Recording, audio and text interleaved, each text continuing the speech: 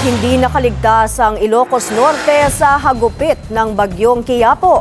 Matapos hagupitin, ikinakasa na ngayon ang clearing operations. Narito ang Agenda Weekend Report ni Bernard Ver.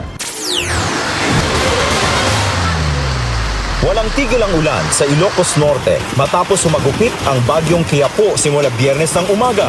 Dahil dito, halos lamunin na ng tubig baha ang tulay sa lungsod ng Batak sa lalawigan. Nagmistulang sa buwan ang bako na nagtatanggal ng mga malalaking kahoy na naaanod mula sa bundok. Walang tulugan ang City Disaster Response Team para sa rescue operations. Ayon naman kay Batak Mayor Marky Chua, ligtas at walang naitalang malalaking pinsala sa lugar. Talagang siguro meron tayong mga challenges sa infrastructure na kailangan talagang gawin. So far, wala namang casualty. Sa animals, wala naman po. May mga evacuees po tayo dito, 4 families, pero 19 individuals. Thankful ako sa barangay namin kasi constant ang report namin. Nakabantay po sila sa kada barangay kung ilan ang mga nag-evacuate sa barangay nila, nakabilang po doon.